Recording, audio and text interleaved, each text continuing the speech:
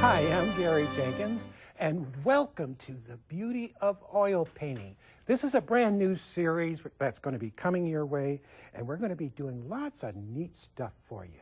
We're going to be doing waterfalls, tiger, blue and gold macaw, and also my favorite flower you guys know out there. I love to paint the rose, and we'll probably do a poppy down the line sometime. But today, let's take a look at the painting we're going to do. Look at that. Whoa, look at that. We're going to be painting a red rose and a white rose. Now, I chose to do a red rose because you guys know, if you've ever tried to paint red, that's the toughest flower color to paint. So today, we're going to do a red rose with a white one. Let's take a look at the canvas I'm working on. Now, I have a tone on here. Now, this is really a little crazy. My wife and I were painting our bedroom, and we had paint left over. Like all you guys have all this paint left over from painting the kitchen and the living room. And you take these paint cans and you put them in the garage, and there they sit for about 20 years. Well, I was walking through my studio with this half a gallon of paint, and I went and I looked at my canvas and I thought, why not use the paint to put a base coat on the canvas? Now, this is just regular water-based acrylic house paint. So that's the color that's on there. What color it is, I have no idea. It's sort of a muted beigey pink warm color. So go out in the garage, get all those leftover gallons of paint you got out there, and prime your canvases with it. What's great about it is when you put a frame on it and do a painting and hang it on the same wall that has this same color on it, it looks like a custom-made background to match your bedroom or bathroom or living room. It's great. Plus, you're going to save a lot of dollars by using up all that paint you have left over that you don't know what to do with. This canvas has a thin coat of linseed oil on the canvas. So you're going to see when I put color on there how it affects the color that goes on. It lets it run along and lets us blend it. This is a bristle brush, and this is ultra smooth canvas. I'm going to put some on here. We're going to take a little bit more mauve. You notice how I hold it. Remember, you know, when I paint, I hold it like this, right? Now when I'm scrubbing, I hold it like this. And we're just going to scrub it in. And whatever color you want, whatever you paint with feeling. Let's put a little, look at that little orange going in. Yeah, just kind of scrub it in. Let's take, what else do we have? A little touch of orange and yellow. And let's put, whoop, you know how I love color. Get it on, honey. Do it to it. Now, if it looks a little bit rough, take your little blender brush. Remember, there's linseed on there. And just kind of blend it in. See it? Mm-hmm. Oh, was that no, I thought I had a hair on there. Okay, now, we want to make sure that when we're putting this paint on here, that we get enough on. I want to get, because I don't want to have to go back between the flowers. If I can get it on where it looks real cool, then the flowers go on top, then we got something really neat. This is pink. Let's put some of that on. Pink. And what other color? Let's take a little more yellow and orange. Boom, boom, boom. Put that in there. Let it sing, and don't choke up on your brush. This is choking up. This is where you go in. You know how you paint.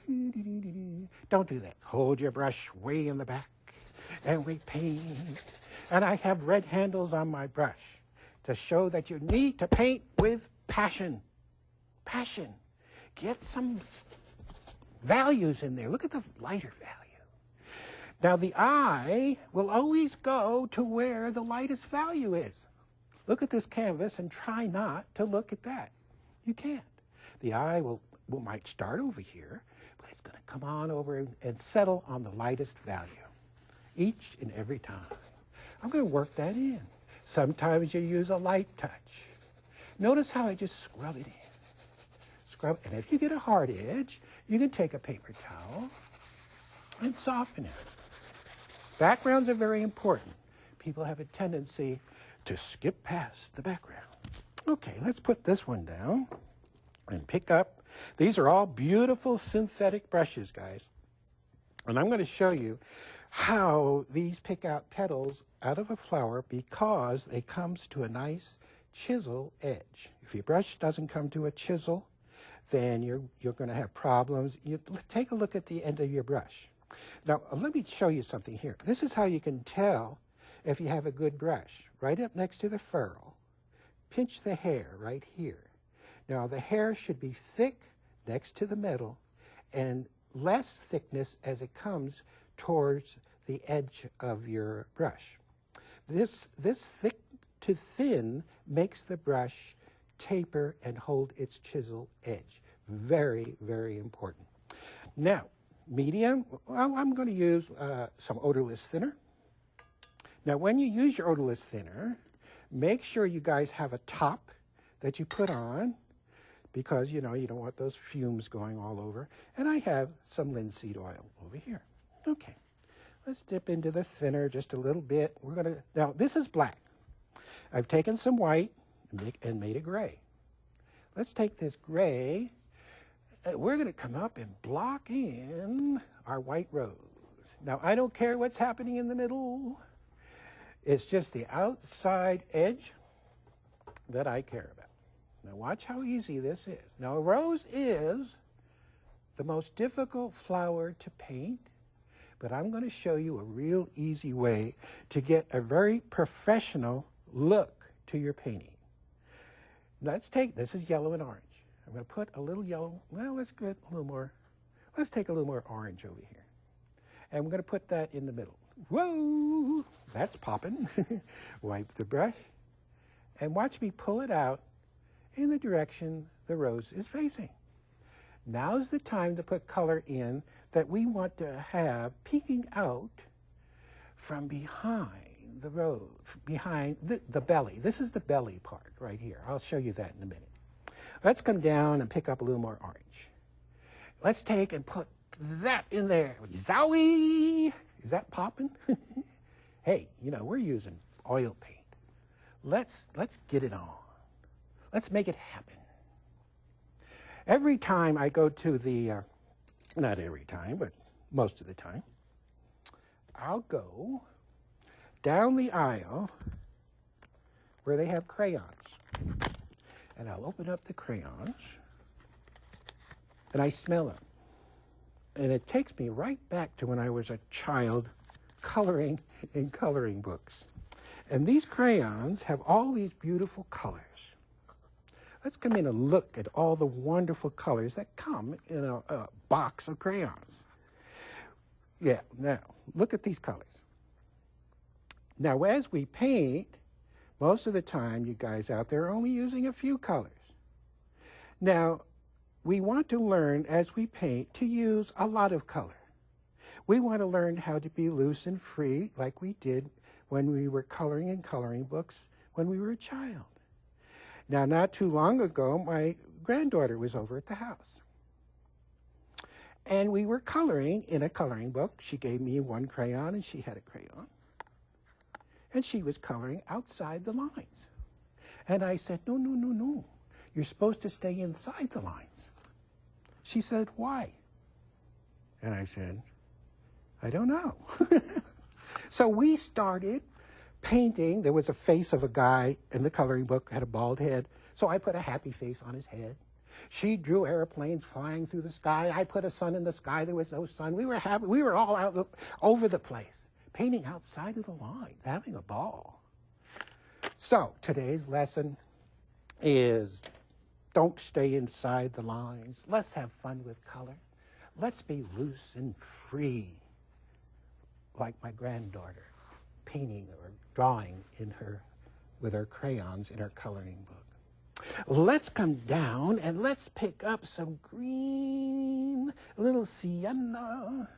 I'm going to put a little dark in here. Now watch. Can you see the crisscross and the looseness? I don't want to see you painting this little teeny tight stuff. That's no fun. Let's be loose and free. Let it go. Look at that. Can you see the green, how it hits this white that we put on? Look at can you see the change of value? We went from dark to light. I didn't pick up white. This is true wet into wet. Let's come up here because my brush comes to a nice chisel. Oh, look at the thin line I can get. We'll come down and pick up some phthalo yellow green and sap green. And we'll wiggle color. I'm going to wipe my brush because I don't want too much paint. Angle towards the back. Oh, look at the leaf. Let's do it again. Wiggle, angle. Look at it happen. Another one here. Angle towards the back. Now let the paint run off your brush so you'll get some lighter values. You can play with our little wiggles.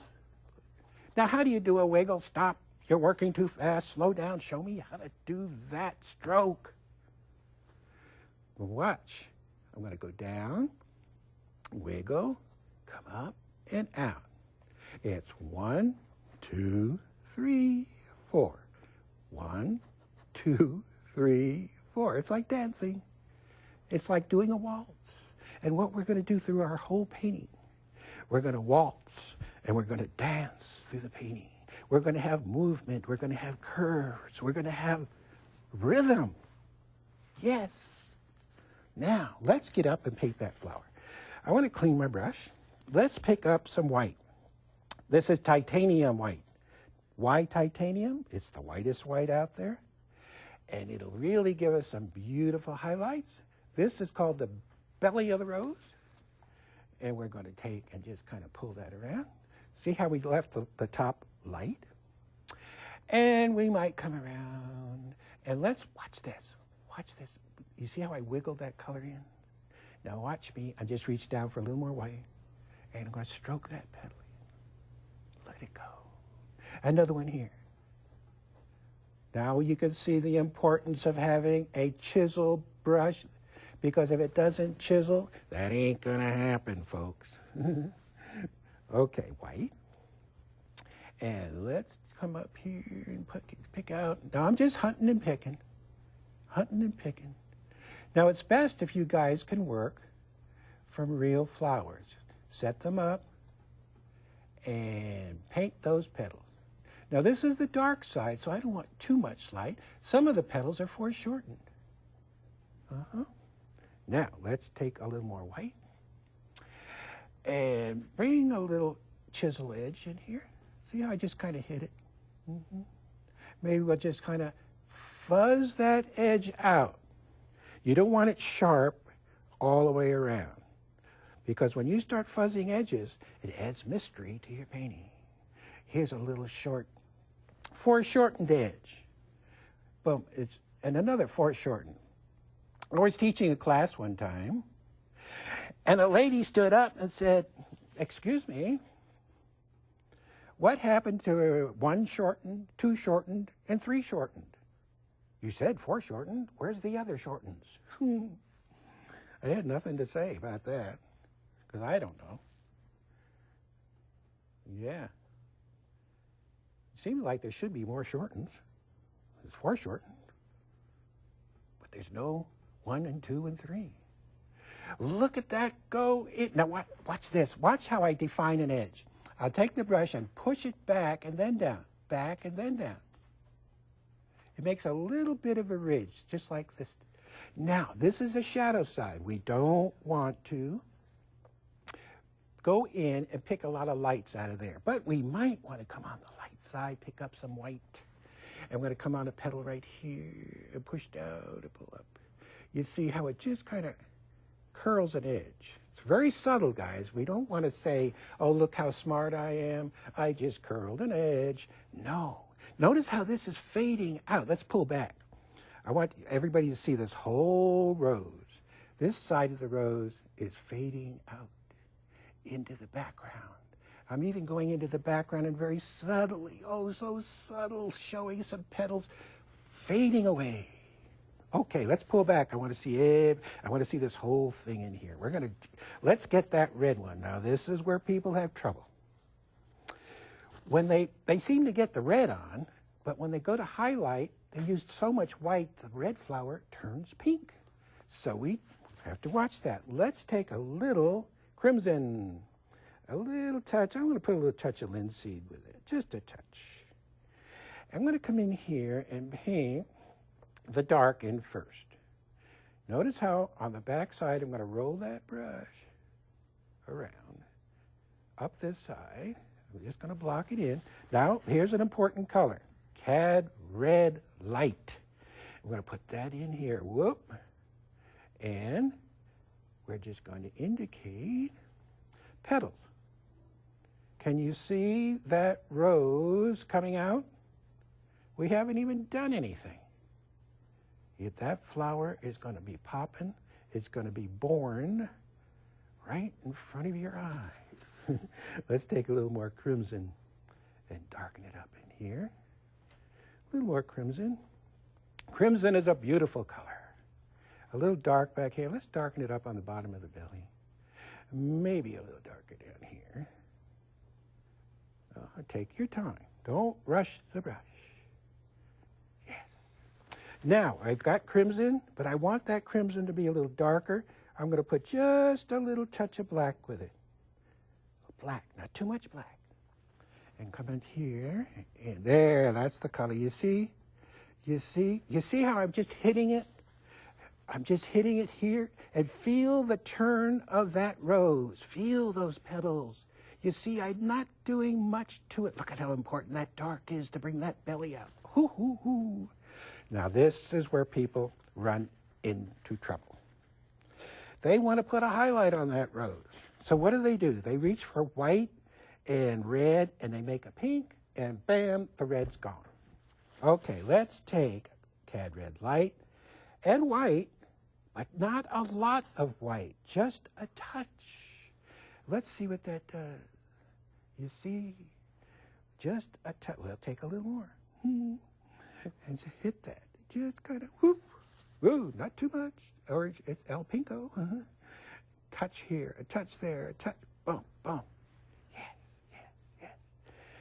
And there. Can you see how important? Watch how I pushed on that brush. It flattened the hair.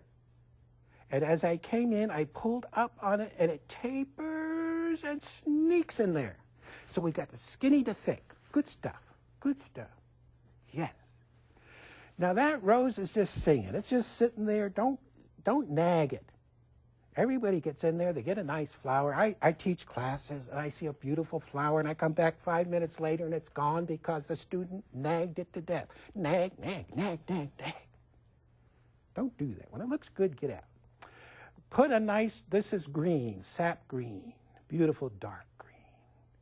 And we're going to use that, but no, it's not so important, the color. That's important, but what's important is the brush work.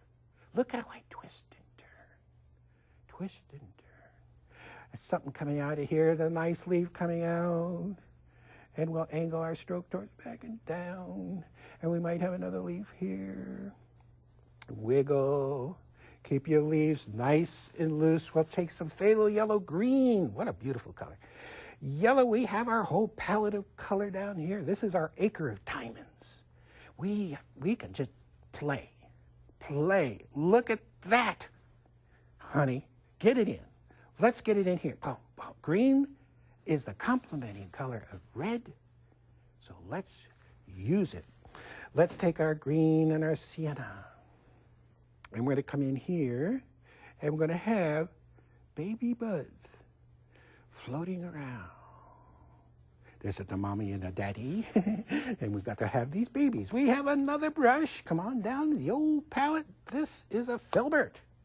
What is a Filbert? Filbert is a brush with rounded corners. Yeah. But again, look at the chisel on that brush. These brushes are heat treated so that they will keep their chisel edge. Yes, beautiful brushes. These are synthetics, and if you take care of them, they will last you forever. Here, now because we have a chisel edge, we're going to have a stem here. We have another stem here. And we're going to have some little flowers over here in a minute. Let's get on these buds. We're going to take a little crimson and red and put a little bud in there. We'll take our green and hit it on top. And in a minute, we'll be putting some beautiful geraniums in. And in here. And maybe some little things coming off. And we'll go back to our other brush. Because I see some leaves coming out of here. Boom, boom, boom, boom. All right, now let's take our gray.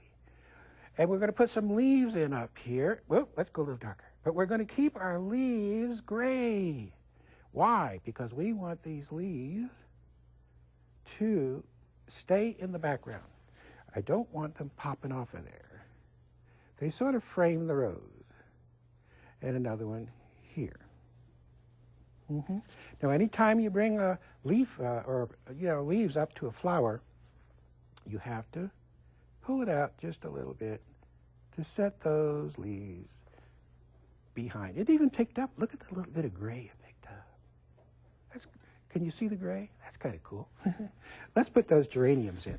Geraniums are put in with the Filbert.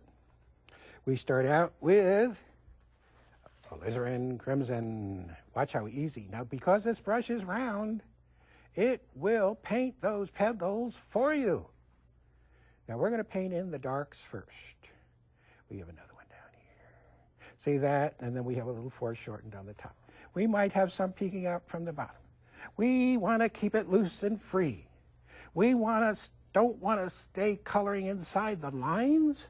Let's have fun. Why should kids have all the fun?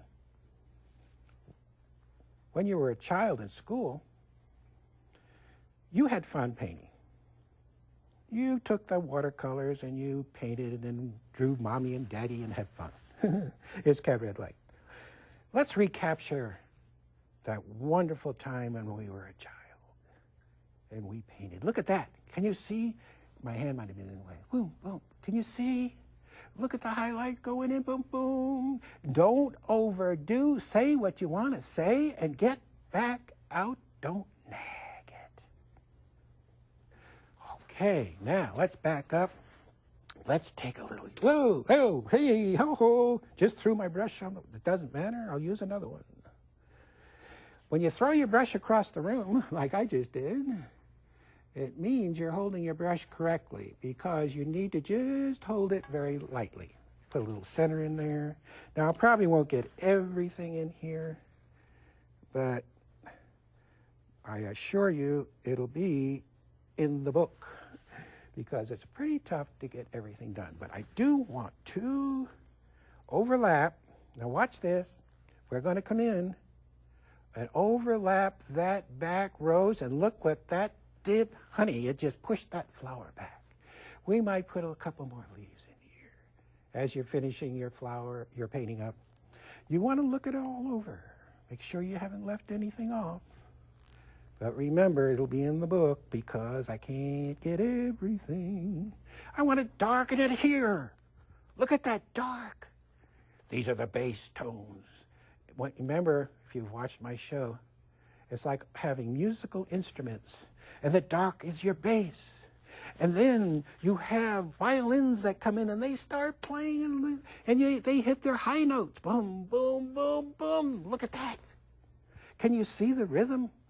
Can you see it? Get some flowers. Go out, pick a rose, bring it in, and just study the flower. There's more I could do to this, but shoot, I want to show you this. Go out, if you don't have a rose garden, go out and buy some roses. Come in here real close. I want everybody at home, I want to take a minute. Look at that. Look at this. Look at the wonderful flowers. Look at the leaves. Peonies. This would be look at the flowers in the background that are out of focus from the painting. Looks cool. I tell you, I love painting flowers. I don't know, maybe it's me, maybe I'm nuts. But I love it, and I hope you do too. So don't forget out there to stop and smell the roses along the way. I'll see you next time. Bye-bye.